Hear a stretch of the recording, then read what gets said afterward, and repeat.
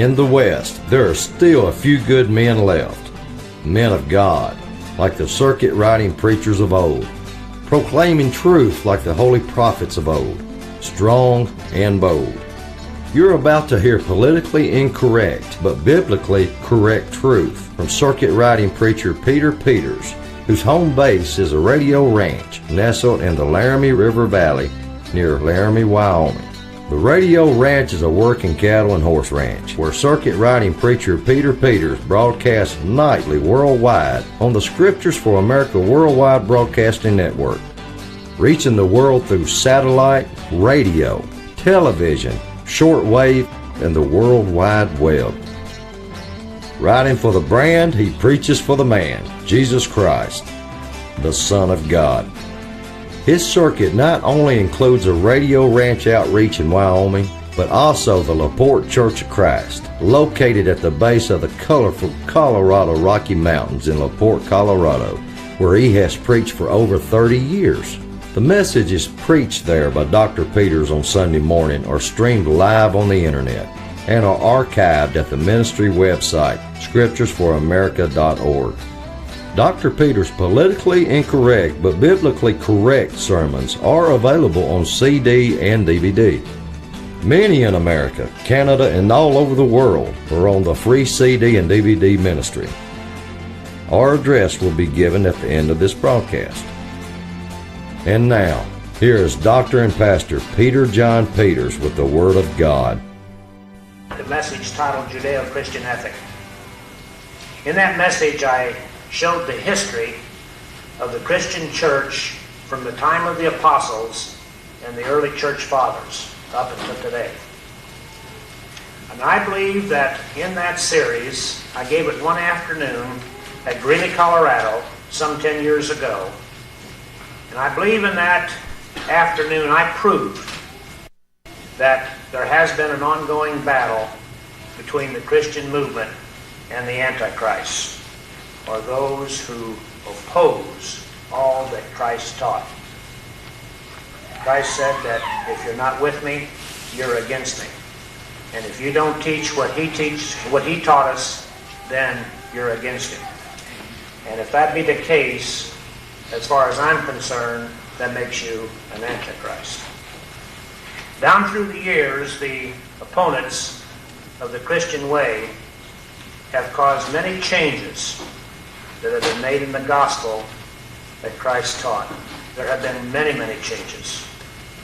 Those changes have been so extensive and so profound that today there is a name for that modified Christianity. We do have a name for it. It is called Judeo-Christianity. Simply, that means an amalgamation or a combining of Judaism and Christianity. The name itself tells us what it is. We in the identity movement are the only known Christians that I at least know of who openly, there are many who may teach it privately, but who openly and publicly teach the evils of that combining and why we as Christians should not accept the mongrelization of the Christian faith. And that is exactly what it is. It is a mongrelization of Christianity. There is no such thing as Judeo-Christianity. None whatsoever. Because of all of the knowledge that has been gained since I gave that discussion, that presentation 10 years ago, there is a need to once again tell the history of the modern Judeo-Christian church and how it came about. I have titled this message, Ancient Phariseeism Unchecked, and it will be in 3 parts. History is overflowing with specific incidents that make up the slow but steady changing of Christian doctrine to that we now call Judeo-Christian thought. Of necessity, I will only be able to pick up on the more important high spots, but if we had the time, one could speak for hours on end for weeks at a time to bring forth all of the little incidents. There are books abounding with the information that I'm going to present to you in a very brief form. But I will only be able to speak on the highlights. As we step back and take an overall look at the history of the Christian faith, or the Christian church, we can readily see that the combining or the mongrelization of Christianity with Judaism, that combining amalgamation of Christianity with Judaism, has been a one-way affair.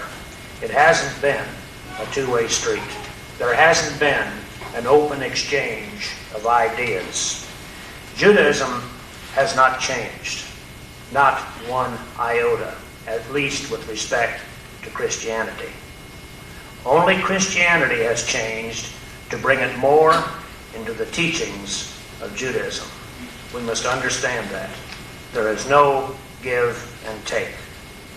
The authority that the modern day Judeo-Christian church, the authority that they use, the preachers of today, that authority that they use to make that change in their statement that Christianity came from Judaism.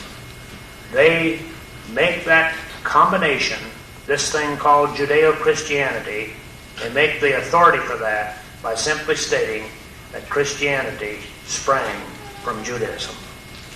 This is one, and perhaps even the greatest, untruth in all of the history of the Christian church. This is a great untruth. The rabbis of Judaism is the source. They themselves are the source of this untruth.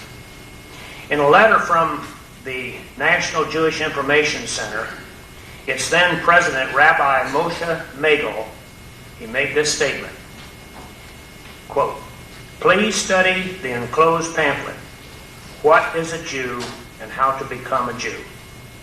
In this pamphlet, you will notice the great difference between the Jewish and the Christian religions. But these are not all. We consider the two religions so different that one excludes the other." Continuing. "Therefore, as you noticed in the ad in which your package was wrapped, and it is enclosed here again, we emphasize that there is no such thing as Judeo-Christian religion. It is true," he says, "it is true that in the beginning Christianity was rooted in Judaism. But centuries later, it went far away from its mother religion. So that today there is not any similarity between the two concepts." So Judaism itself says that there is no such thing as Judeo-Christianity. And yet they, the rabbis, say that Christianity sprang from Judaism. Now think about it.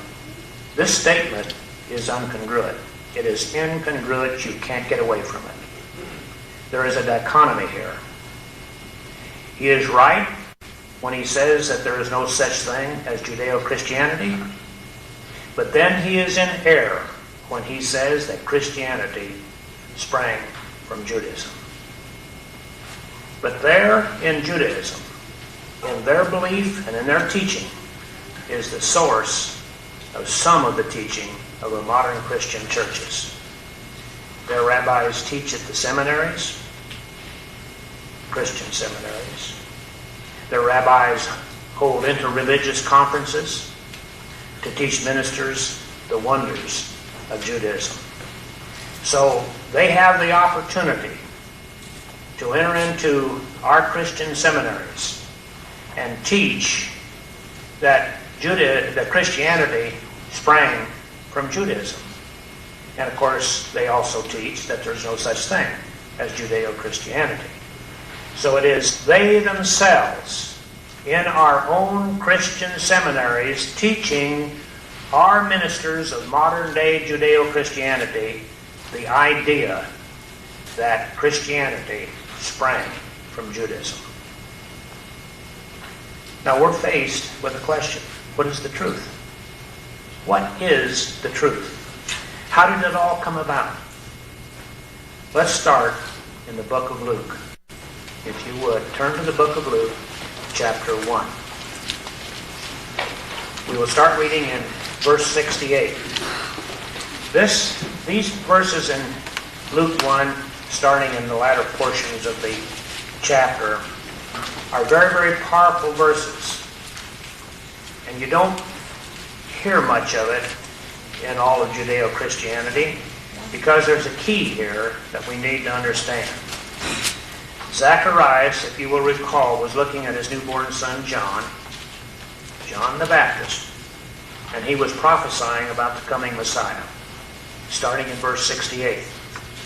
Blessed be the Lord God of Israel, for he hath visited and redeemed his people, and hath raised up an horn of salvation for us, his people, in the house of his servant David, as he spake by the mouth of his holy prophets, which have been since the world began, that we, his people, should be saved from our enemies and from the hands of those that hate us, of all that hate us, to perform the mercy promised to our fathers, and to remember his holy covenant, the oath which he sware to our father Abraham, that he would grant unto us that we, being delivered out of the hand of our enemies, might serve him without fear, in holiness and righteousness before him, all the days of our life. And thou, child, John the Baptist, shall be called the prophet of the highest, for thou shalt go before the face of the Lord to prepare his ways, to give knowledge of salvation unto his people by the remission of sins. So Jesus was to come to Israel. He was to come to save Israel from its enemies. Jesus himself stated who he came for. In Matthew 15 and in verse 24, he said this, I am not sent but unto the lost sheep of the house of Israel, just as Zacharias prophesied. He gave the same instructions to the disciples in Matthew 10 in verse 5 and 6. He said this, These 12 Jesus sent forth and commanded them, saying, Go not into the way of the Gentiles, and into any city of the Samaritans enter ye not, but go rather to the lost sheep of the house of Israel. He gave 2 witnesses to that request, to those instructions. Jesus didn't come to the Jews. Jesus came to save Israel. There was no such thing as Jews when Israel was deported into the city of the Medes and Habor. But who was it that hated genuine Israel and wanted to destroy it? Who was it? Can we put names on them? Can we just, if we were alive at that time, touch them? Who was it that hated Israel and wanted to destroy it? We must go to the time between the Testaments to start our search. Between the Old and the New Testament.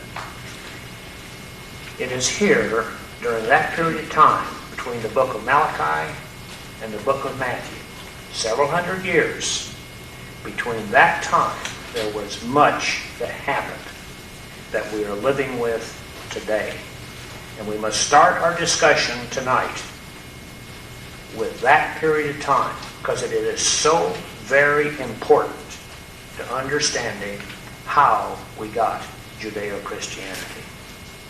In the book of Ezra, chapter 2, Ezra tells us that Ezra brought back to Jerusalem from the Babylonian 70-year captivity nearly 43,000 Israelites of the tribes of Judah and Benjamin. The largest share of those who went into captivity in Babylon stayed there in Babylon. And they became acquainted and they acquired the Babylonian Talmud. The Talmud was developed there in Babylon over many, many years. And it is a mixture of the Babylonian religion with the Kabbalah and a little bit of the teachings of the ancient prophets of Israel. In other words, the Talmud is genuinely a mongrelization of several religions. It is not just one faith, but understand this: it is their religious book. It is their lifeblood. It is that book that they hold paramount in all of their doctrine, in all of everything they are convicted to believe and do. God, in all of his infinite wisdom and in his judgment, he brought forth Alexander of Macedonia. Alexander is known as Alexander the Great. He was born in 356 BC, and he started his conquest of the then known world for world power in 334. He was just a young man. He captured all of the known civilization or civilized world of the time. He made his headquarters in, of all places, Babylon. The very location where the Babylonian Talmud has and was being developed by those who then called themselves Jews. Alexander died at the tender age of 33, and he was crying because he had no more worlds to conquer.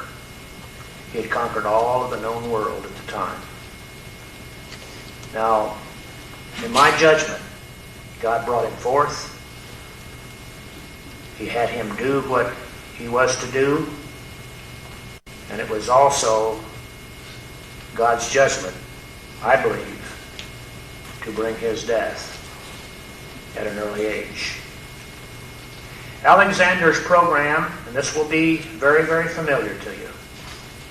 Alexander's program was to make a one-world government, a one-world people, and a one-world religion. Doesn't that sound familiar to us? Doesn't it sound like modern America, modern Europe? I might say modern Christian America, modern Christian Europe. Doesn't it sound familiar? Why? And what was it? Who started the teaching? And what is it that is the lifeblood of doing this one world government, this one world religion, and this one world people? The same concepts have been brought forth all of these years. Alexander encouraged interracial marriage. He encouraged it, practically insisted upon it, by giving rewards to those who did intermarry. He developed a library at Alexandria in Egypt, where he gathered leaders from all of the various religious groups, which included Orientalists, Talmudic Jews, Egyptians, Greeks, and a few of those Israelites, those Israel priests who were still around at the time. Very few of them. It was exactly like the interreligious conferences that I earlier spoke of that is being accomplished by the modern day Jews and in their establishment of those conferences. A commingling of Gnosticism, the occult, the Kabbalah, and the system of symbolism and allegory was developed there in Alexandria at that time. And it was all under the direction, the command of Alexander of Macedonia. The people of the region were required to learn Greek in order to survive. The second language was the Aramaic. The ancient Hebrew, spoken of by only a minority of true Israelites, began to be lost. Even the few Israelites in the area lost their native tongue. Modern Hebrew, those block letters that you see in modern Hebrew text, is Yiddish. It is not Hebrew. It is not the ancient Hebrew of Israel. It hadn't even been developed yet. There is a vast difference in the style of writing of ancient Hebrew versus the modern Yiddish Hebrew. Tremendous difference in the manner it was put down and what was being said. So, with this knowledge, during the Hebrew religious service, by those few Hebrew priests that were there, the congregation couldn't understand these priests as they conducted the services. It was just totally not understandable by them. It was here that this word scribes, it was here that the scribes were developed. They came into being for the purpose of translating the Hebrew rituals into Greek and Aramaic. Pretty soon the scribes realized that they could do the job without the priests. And all they would need to do is simply state in Greek and Aramaic what the Hebrew priests would have said had they been there talking in Hebrew and then being translated. Now you can readily see what is about to happen. That was bad enough. The scribes replaced the priests in their priestly duties because the people couldn't understand the Hebrew language. That was bad enough. So these scribes soon learned that all they needed to do was to start teaching some of those doctrines, some of those dogmas, some of that new learning that was being taught at the library there in Alexandria by that interreligious task force that Alexander the Great forced upon the people in order to amalgamate the religions. So allegories, symbolism were added with the Kabbalistic teaching.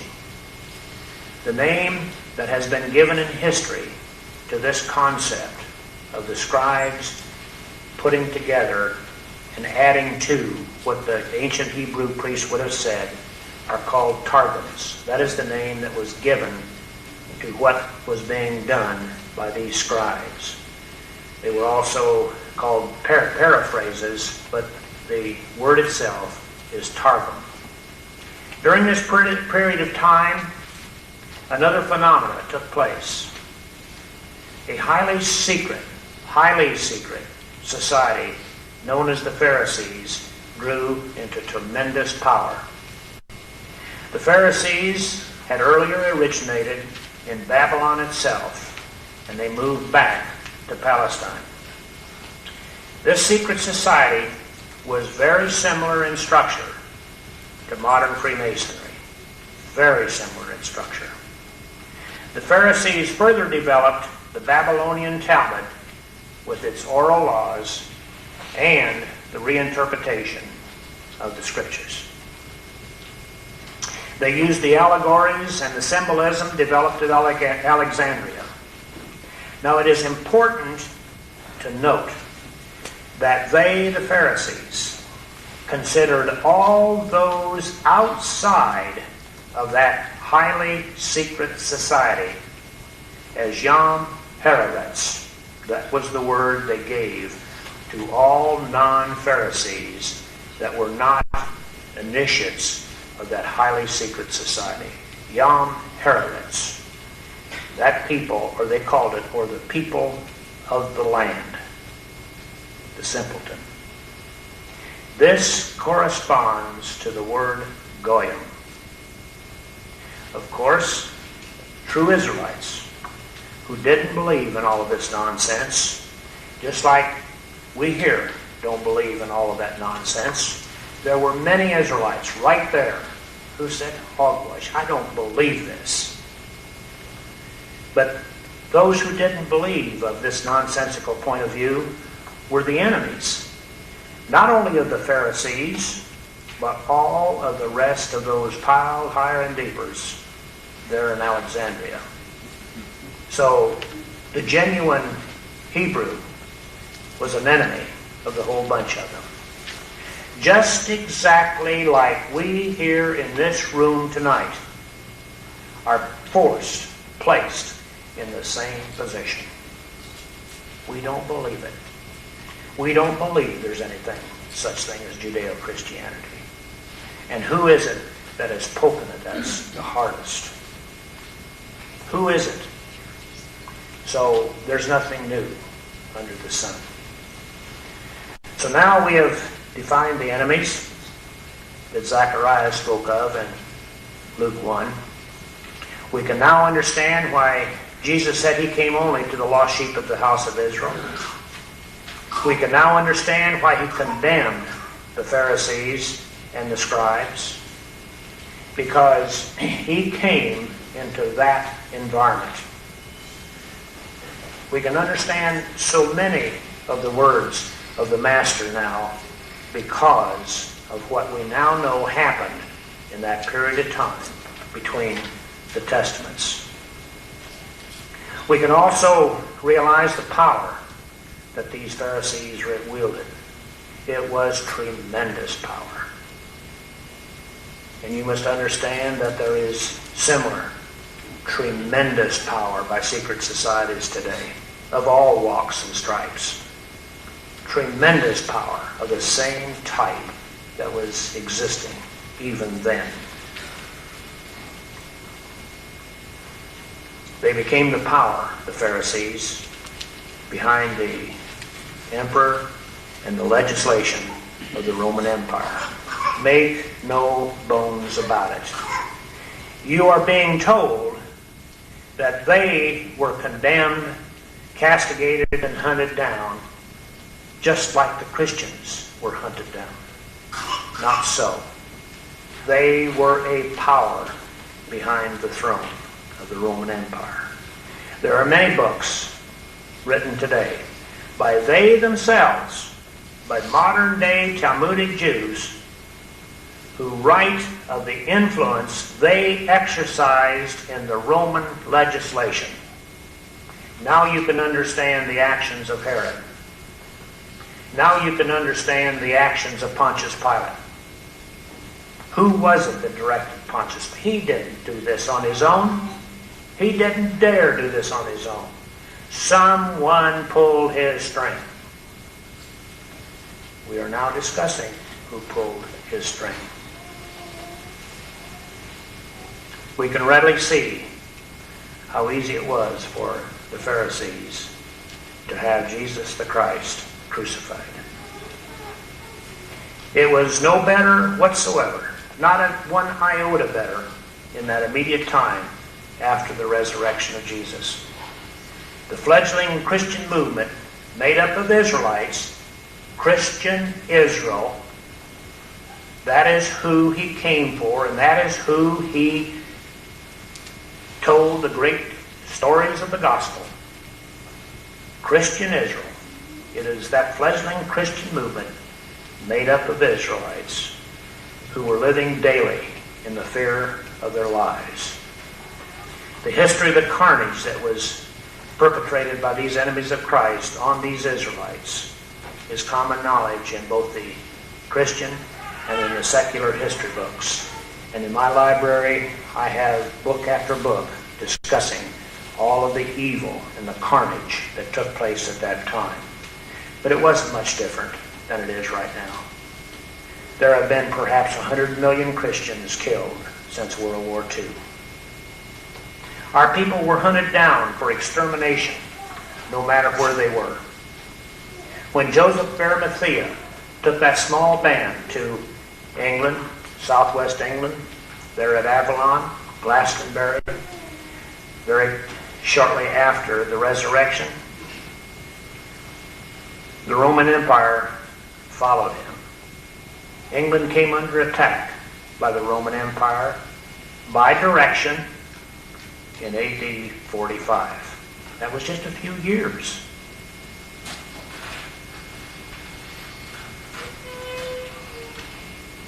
That was just a few years following the resurrection.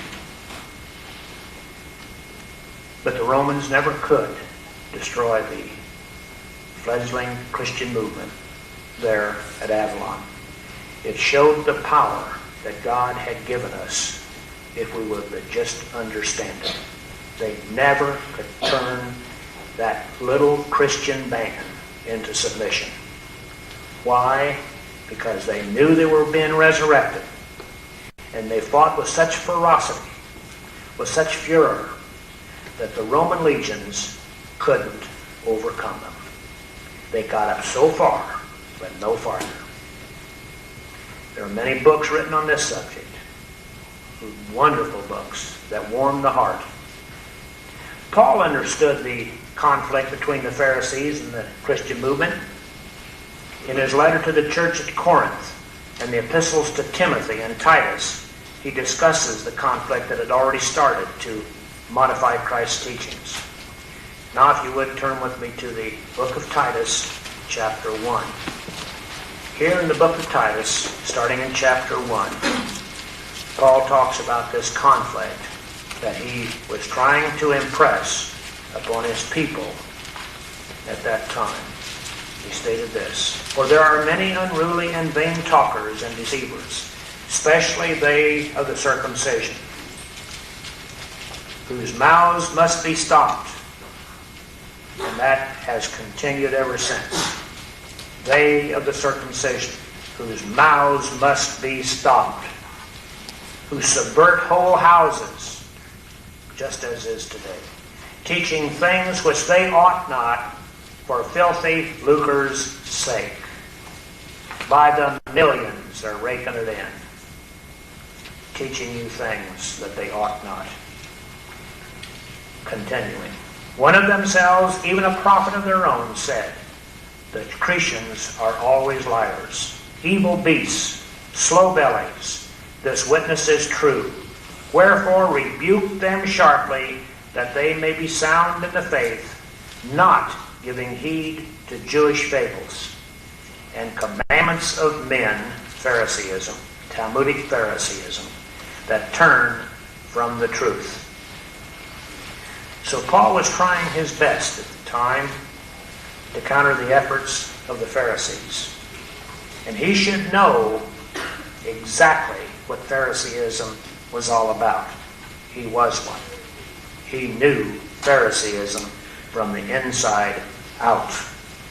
We know that the Pharisees, that these people were Pharisees because Paul tells of giving heed to the commandments of men that turn from the truth. The commandments of men is the Talmud, and it is Pharisaical Judaism. Continuing in time, the organized power of the Sadducees was destroyed in AD 70 with the destruction of Jerusalem by Titus. The Pharisees were greatly weakened. They were nearly destroyed. Their power at the time was diminished nearly to zero. But they still wielded that power that they had remaining over Rome and the efforts to destroy Christianity, because they were a secret society. They could do what they needed to do covertly. There was nothing overt about what was being done. They went underground and did what they needed to do secretly. Martin Luther understood this. When he nailed his thesis to the Wittenberg Cathedral doors, he wanted only the church to remove those heresies, and he wrote books on the subject. Where did the heresies come from? They were not self-sustaining. They were not self-developing. Ideas were given to them. Penetrations were made in secret by these men who had gone covert. The modern day Lutheran Church doesn't teach what Martin Luther taught. They deny the writings and the teachings of Martin Luther. That is but one example of how far we have decayed in our theology. Dr. George Fisher of Yale University in 1898, when Yale was still a Christian college, he had this to say: "The question for the student," that's us, to determine is, how far have the ancient creed, their authors and expounders, that will be the apostles, the disciples, and Jesus himself, gone beyond an intellectual equivalent of the New Testament teaching? How far have they removed themselves from New Testament teaching? Another well-known theologian, Dr. Charles Hodge, he confirmed what Dr. Fisher had to say, and we quote him: "The power of individual men who appear in special junctures over the faith and character of coming generations is something portentous. Of such world controllers, at least in modern times, there are none to compare with Martin Luther, Ignatius Loyola, and John Wesley." Remember those three names. Though so different from each other, each has left his impress upon millions of men. Our only security from the fallible or perverting influence of man is the entire, unquestioning submission to the infallible Word of God. Now we have to understand that, and we have to believe it. That is our rock. We have to understand this, but we have to understand what it says and not what we're taught out of these modern seminaries. As we continue with the history of how Judeo-Christianity was formed, we will see that Dr. Hodge didn't include all of them by any means. But that conflict, discussed by so many men, including the apostles themselves, is no longer discussed by modern theologians. They don't talk about the conflict anymore. We have the Ecumenical Council attempting to return all denominations to that, basically, of the Church of Rome. That is a very, very powerful movement today. We have Jewish rabbis teaching in the seminaries, and if you don't believe that, go to any one of them. That is what happens. We have interreligious conferences to teach tolerance, on the part of Christianity, that is. And if anyone dares to disagree with the established doctrine, he is pounced upon with accusations of bigotry. Have anybody heard of this? Racism, anti-Semitism, hatred, and Christian fundamentalism. And it is rapidly becoming illegal to be called any of these. That is how far we have come. There is a conflict, and there has been a conflict since before the birth of Christ. The opposing side of that contract is allowed to discuss it. They can discuss it any time they want.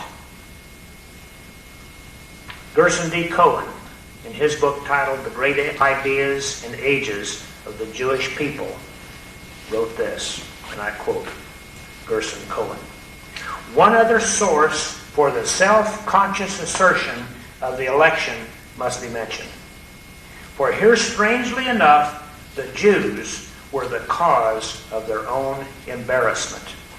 The effectiveness of Jewish missionary activity, it is well known, immeasurably facilitated Christian preaching of the gospel to the Gentiles."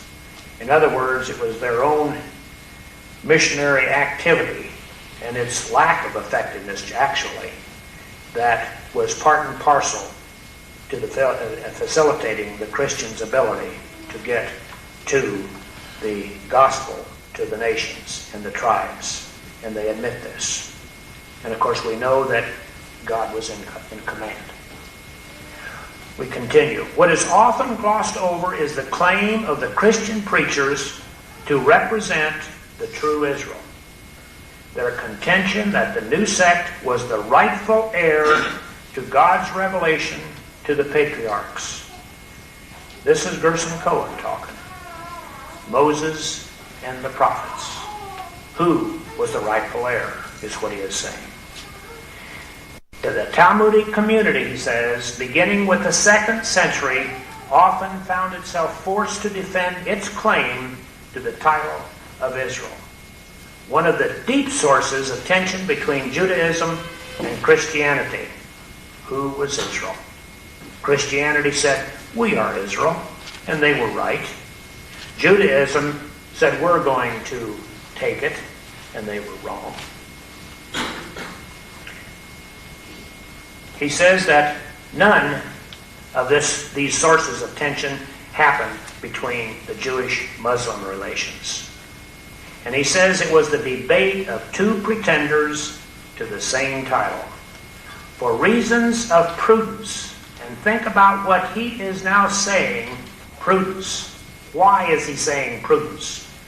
For reasons of prudence, the Christian church later chose not to emphasize the question of the Israelite name, but claim to succession is one which the church never has given up. The Jew, in turn, all the more aggressively affirmed his lineage and his election against all pretenders. Jacob was again at war with Esau over the primal birthright. This is Gerson Cohen writing this. So the rabbis knew the truth, didn't they? They know it. They knew that there was a conflict about who was Israel and who was the pretender. Yes, in my mind, Jacob is again at war with Esau over the primal birthright. And we in our movement are bringing it to the front. We are at war over the primal birthright. But today, the modern Judeo-Christian churches, they seem to have a case of mistaken identity. We are at war with Esau over the primal birthright. So there has developed a new Christian faith. As Sir James Fraser stated in his book, The Golden Bough, that by the year 200 AD, Christianity, as taught by Jesus Christ, had all but disappeared. Those are serious charges. But it's true. Maybe Sir James Fraser was a little bit off in his timing, but we can certainly agree that he was right for the year 1993. I read many statements by Jewish authors that state something like, Christianity is a little bit Jewish and a whole lot heathen worship.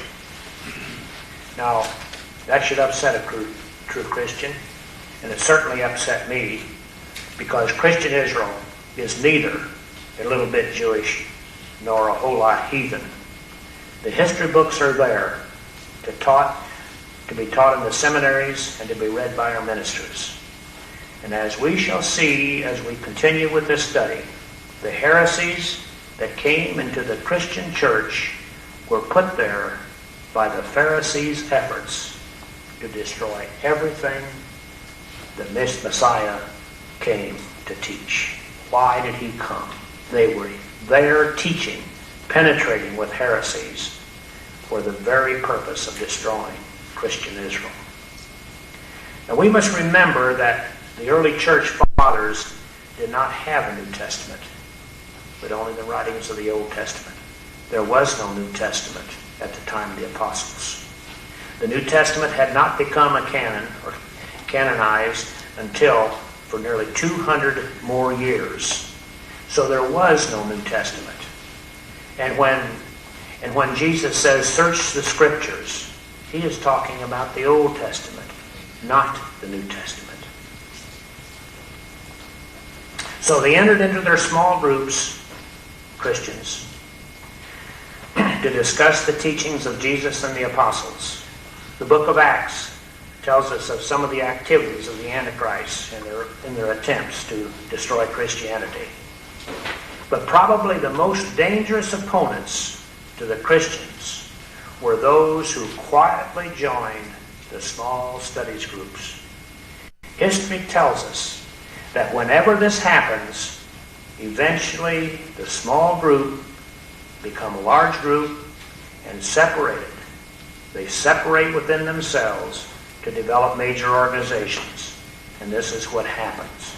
So when penetration took place into these small groups, the heresies were brought with them. And as these heresies were brought in, and it was added to it over and over, the whole conflict, heresies and all, grew. And eventually they then divided and went elsewhere for more heresies to be brought in. The history books abound with the stories of these heresies. And if we are truthful and if we search it out, we will see where these heresies came from. After the resurrection of Jesus, and during and shortly after the period of the apostles, the Christian followers divided into two schools of thought. And we're now getting to a very important part of how we became known as Judeo-Christians. One headquarters was at Alexandria in Egypt, right back there where Alexander the Great had formed that library there at Alexandria, and he had forced this interreligious task force to get together for a one-world government, a one-world religion, and a one-world people. So one school of thought was at Alexandria, and the other was at Antioch, Greece. The two schools of thought. It's very important to understand what those two schools of thought, what they taught. Keep in mind what has been said about Alexandria. Alexander. It was there in Alexandria, nearly 300 years before the birth of Christ, where these heresies started to be hatched and started to be dreamed of. That's where they were established. When Alexander forced the commingling of all of these peoples into one big room, and he locked the door until they came out in agreement. The Christian school that was formed there at Alexandria shortly after the resurrection would naturally, and I believe that we can all understand that, they would naturally assume the teachings, at least and in part, to some degree or another, the teachings of the earlier efforts of Alexander the Great. It would only be natural because all of the people were right there. The buildings were there in great terms, and the descendants of those people who were there studying were right there in the Alexandria area. And so that thought, obviously, was foremost on people's minds. The school taught that the Christians, the philosophies of Gnosticism, taught the allegories, they taught the dualism. They taught the Gnostics that they considered themselves capable of having a deeper insight or knowledge of divine things that was not open to the ordinary person. So that is Gnosticism. When you believe, because you belong to this Gnostic society, that you have a deeper insight to divine things and the thoughts and the teachings of the Bible, etc., you are than the person who doesn't have the secret knowledge that the Gnostics teach, then you yourself have become a Gnostic. The Gnostics considered themselves such people. The school of Alexandria taught the rituals and the ordinances of the Pharisaical Jews. They taught extensively in the supernatural, angelology, and demonology. And this you must bring forth in some of your thinking now as to how Judeo-Christianity, how it became what it is today. All of these concepts came from the commingling of religions that Alexander the Great forced upon the people there at Alexandria. Out of the Christian school at Alexandria came the heretical sects, such as the Pharisaical Ebionites, which were also called Nazarenes, the Essenic Ebionites, the Ophites, the Marcionites, and the Manichaeans. All of these sects came from the school at Alexandria. From the Alexandrian school, they obtained astrology and the use of allegories. The system of allegory is where a word or a verse says one thing and it means something else. It is a system of an exchange of thought, saying one thing, meaning something else. Mysticism was prevalent in the Alexandrian school. Dr. Fisher, again, of Yale University, he discussed the idea of mysticism, and he said that it is the synonym, the synonym of ecstasy. It is the thought that feeling is a direct source of knowledge. Now be thinking about what we're saying here. The feeling is a direct source of knowledge. The mystic undervalues the Scriptures. He also discards reason and science. Dr. Fisher of Yale University is saying this. He also says that pietism was established at Alexandria. And he says that pietism is the feeling of emotionalism as compared to substance. So be thinking now about Judeo-Christianity in general and what we are supposed to be doing. On the other hand, the Christian school at Antioch disagreed with the Alexandrian school. They discarded Gnosticism, threw it away. They discarded the allegories and they discarded the dualism. Yin and yang, good and bad, heaven and hell, etc., etc. Wet and dry, male and female, the dualism of the Zoroastrianism of the Orient. They discarded the teachings of the ordinances and the rituals of the Pharisaical Jews. Their theology was ethical in nature. They taught with a scholarly spirit and developed character in the morals of a person. They taught the exercise of moral choice. They taught that Jesus Christ came not only to deliver man from sin, but to raise him up to a higher plane of development. The school at Antioch taught that Christianity was a way of life. Jesus said it is the way. They taught that Christianity was based more on the rationalism of the Scriptures than mysticism. They taught that substance was what we should be studying instead of emotionalism. Justin Martyr was a student at Antioch, and he was then a teacher. He said that Christianity is the doctrine of virtue and the rewards and punishments that come with it. He said that Christ is the Logos or Word, and those who lived according to reason that are presented in the Scriptures are Christian.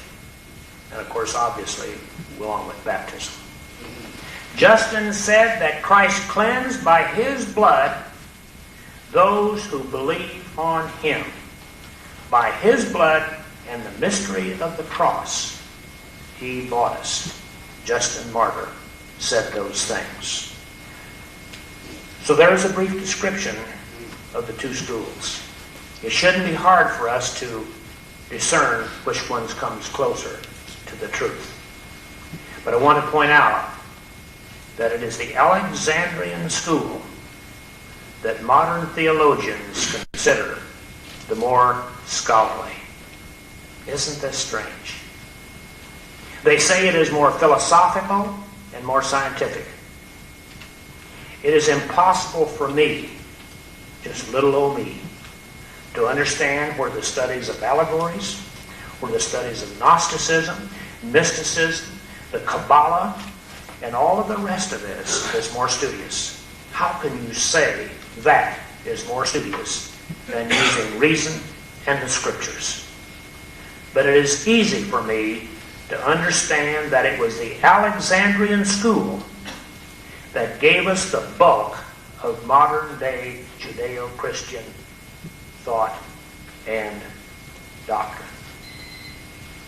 We will continue, God willing, with the history of what is called the Judeo-Christian ethic in the next message. Because of time limitations, we have to be brief.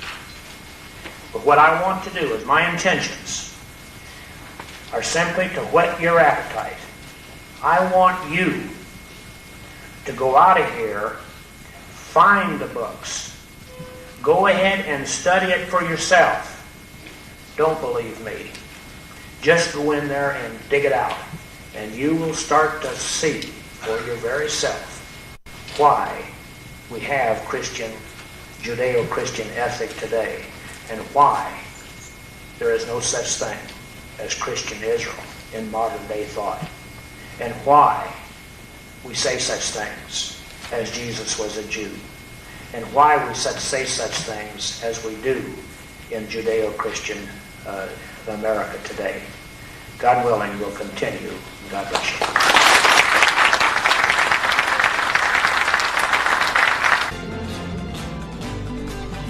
The preceding message by circuit riding preacher Peter Peters from the LaPorte Church of Christ, located at the base of the beautiful Colorado Rocky Mountains in LaPorte, Colorado, has been aired on the Scripture for America Worldwide Broadcasting Network and is available on CD or DVD and is archived at the website scripturesforamerica.org.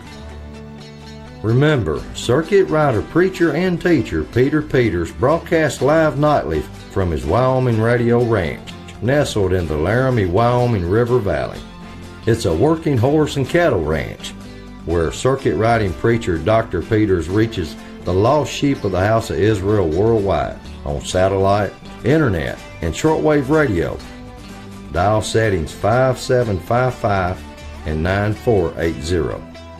Check out the 24-hour, 7 days a week web broadcasting website sfawbn.com. Scriptures for America Worldwide Broadcasting Network is made possible by the prayers and tithes of the faithful. If you want to write to circuit riding preacher Peter Peters, the address is Scriptures for America, P.O. Box 766, LaPorte, Colorado 80535. Or you can visit us on the web at www.scripturesforamerica.org. The preacher will be riding back this way next week and hopes you will too.